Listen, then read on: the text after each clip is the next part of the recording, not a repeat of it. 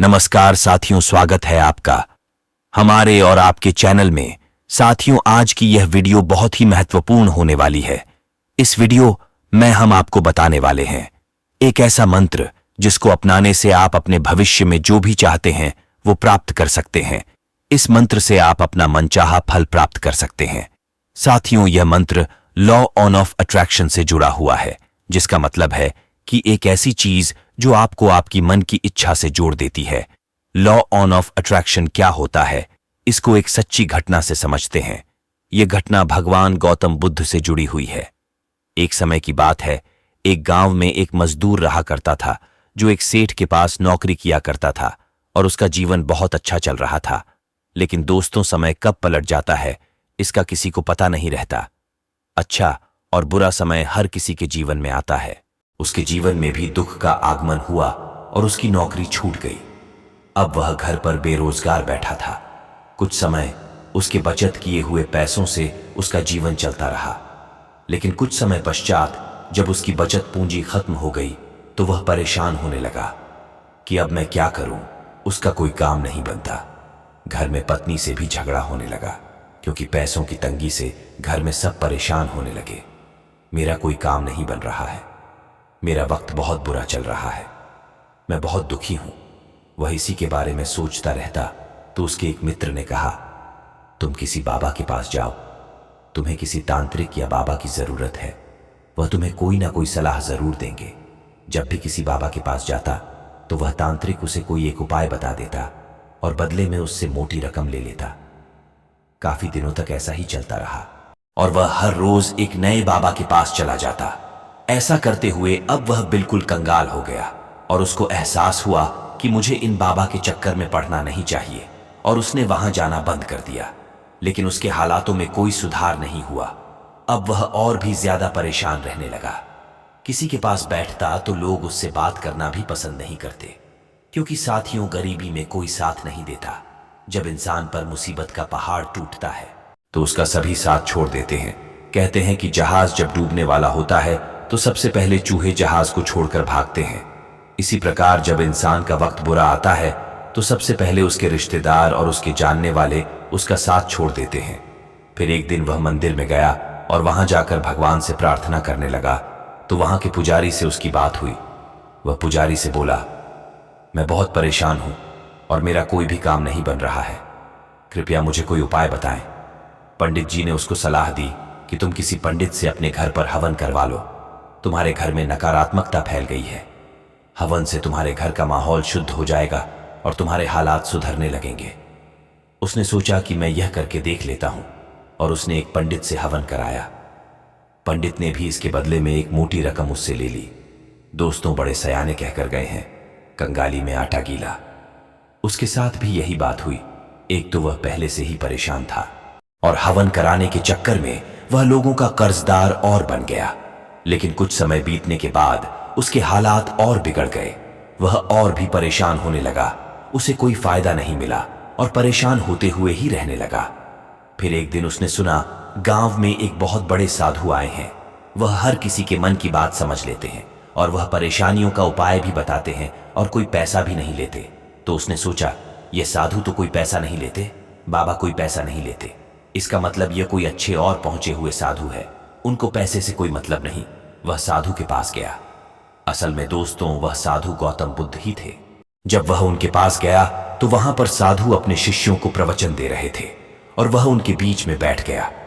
प्रवचन समाप्त हुए और सभी शिष्य उठकर जाने लगे तो वह वहीं बैठा रहा। गौतम बुद्ध उससे बोले, वत्स, तुम्हें क्या दिक्कत है? तुम यहां क्यों बैठे हुए हो? इतना सुनते ही उसने फिर अपना रोना शुरू कर दिया।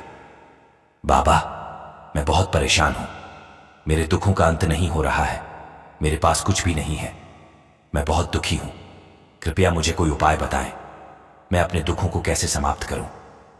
गौतम बुद्ध बोले, मैं तुम्हें एक मंत्र देता हूं, उसके लिए तुम्हें थोड़ी मेहनत करनी पड़ेगी और तुम्हें मुझे कुछ देना पड़ेगा।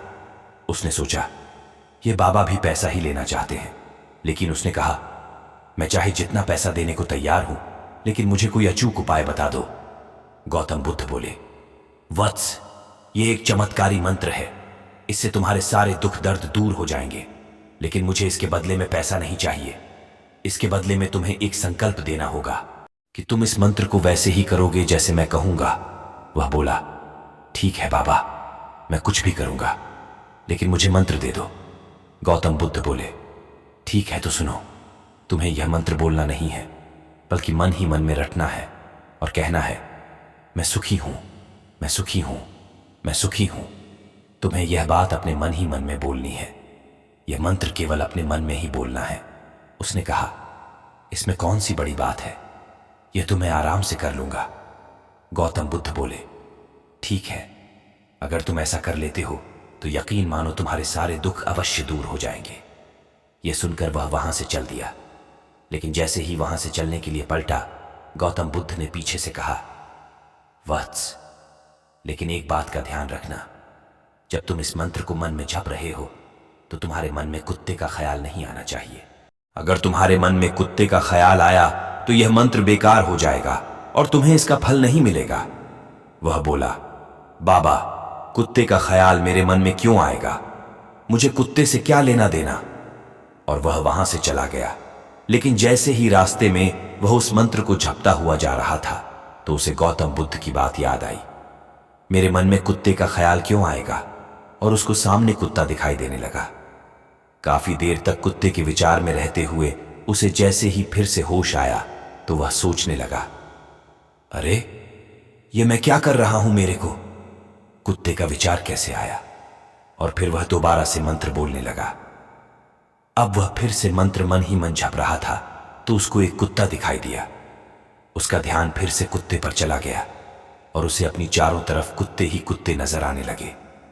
वह बहुत परेशान हो गया। घर पहुंचकर अपनी पत्नी से बोला, चलो मुझे कुत्ता दे दो। असल में उसको हाथ पहुंचने के लिए तौलिया चाहिए था। वह सोचने लगा, ये क्या हो गया है, मुझे कुत्ते ही कुत्ते क्यों दिखाई दे रहे हैं। इस तरह वह रात भर कुत्तों के बारे में ही सोचता रहा।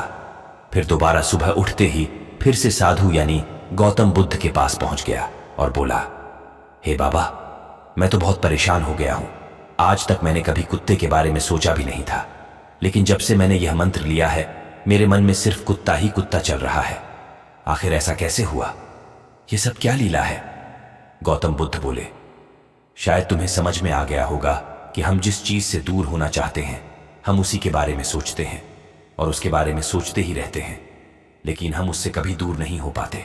इसी प्रकार हम दुख से दूर होना चाहते हैं, इन दुखों को दूर करना चाहते हैं और हम दुखों के बारे में ही सोचते रहते हैं। हमारे मन में सिर्फ हमारे दुख ही भरे रहते हैं, जिससे हम उनसे कभी दूर नहीं हो पाते। हम जिस किसी चीज से दूर होना चाहते हैं उसी के बारे में सोचते रहते हैं। तुमने हमेशा अपने दुखों के बारे में ही सोचा है, कभी अपने सुख की तरफ ध्यान ही नहीं दिया, तो तुम्हारे मन में दुख ही दुख है। हम जिस किसी के बारे में दिन रात सोचते हैं तो उसी से जुड़ जाते हैं। कहते हैं, हम जिस बात को बार बार कहेंगे, जिस बात को बार बार सोचेंगे, तो वह ब्रह्मांड यानी यूनिवर्स में जाकर कभी ना कभी सच जरूर होती है। वही बात हमारे दिल और दिमाग में बसी रहती है। वह बोला, लेकिन बाबा, आपने तो मुझे सुखी होने का मंत्र दिया था, मैं तो उसको बार बार जप रहा था, लेकिन उसका कोई असर नहीं हुआ। गौतम बुद्ध बोले, मैं सुखी हूं, मैं सुखी हूं, यह कहने से तुम सुखी नहीं हो जाओगे। सुखी होने का मूल मंत्र है हमारे खुद का ध्यान। तुम अपने मन से दुखों के बारे में सोचना बंद करो और अपने सुखों के बारे में सोचो, तो ही तुम सुखी हो पाओगे। अगर तुम सिर्फ गलत और दुख के बारे में ही सोचोगे तो तुम हमेशा दुखी रहोगे, क्योंकि लॉ ऑफ अट्रैक्शन कहता है कि हम उसी चीज की ओर आकर्षित होते हैं जो हमारे दिल और दिमाग में होती है। हम हमेशा उसी चीज को ही प्राप्त करते हैं जो दिल और दिमाग से सोचते हैं। इसलिए साथियों, सुखी जीवन जीने का चमत्कारी मंत्र एक ही है, जिसे कहते हैं थिंक पॉजिटिव। हमेशा अपनी सोच को सकारात्मक रखें। अपने दुखों की तरफ ध्यान न देकर अपने सुखों की तरफ ध्यान दें। अगर आप अपने सुखों की तरफ ध्यान देंगे तो वह सुख और बढ़ जाएंगे, क्योंकि विज्ञान और शास्त्र दोनों ही इस बात को साबित कर चुके हैं कि आप जिस चीज की तरफ ज्यादा ध्यान देंगे वही चीज ज्यादा बढ़ती है।